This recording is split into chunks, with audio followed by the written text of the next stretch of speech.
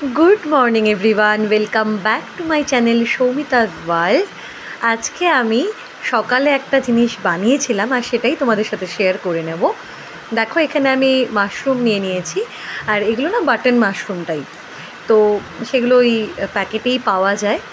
ওগুলো নিয়ে ফার্স্টে যেটা করতে হয় যে গায়ের ওপরে অনেক ডাস্ট থাকে অ্যান্ড স্বাভাবিক বাইরে থাকে না, তো সেগুলোকে ধুয়ে নিতে হয় ভালো মতো করে।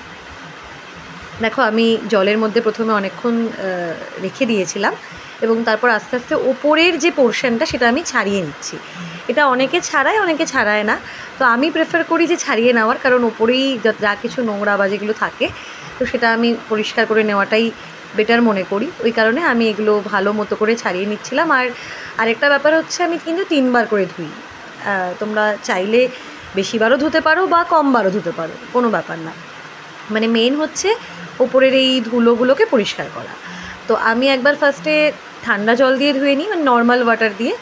তারপর হচ্ছে একটু গরম জলে চুবিয়ে রেখে দিই, যাতে ওর মধ্যে একটু নুনও অ্যাড করে দিই, যাতে ভিতরেও ভালো মতো করে নুনটা ঢোকে। তো এটা আমি ফার্স্টে করি। তারপর আমি নিয়ে নিয়েছিলাম পেঁয়াজ এবং আদা রসুন একসঙ্গে পেস্ট করে নিয়েছিলাম। এরপর কিচ্ছু কাজ নেই, শুধু কড়াইয়ে একটু তেল দিয়ে গরম করে তার মধ্যে যেরকম করে আমরা চিকেন করি, মানে ওই দারচিনি তারপর তেজপাতা এগুলো একটু দিয়ে ভালো করে নেড়ে যাতে স্মেলটা আসবে। তারপর হচ্ছে ওই আদা কুচি দিয়েছিলাম আর রসুন কুচি আর পেঁয়াজ একটু দিয়েছিলাম। তারপর আমি দিয়েছিলাম একটু ক্যাপসিকাম এবং তারপরে আমি ওই ভালো করে ধুয়ে রাখা মাশরুমগুলো দিয়ে দিয়েছিলাম। এরপর এর মধ্যে আমি অ্যাড করব হচ্ছে ওই পেস্টটা যেটা আমি করে রেখেছি।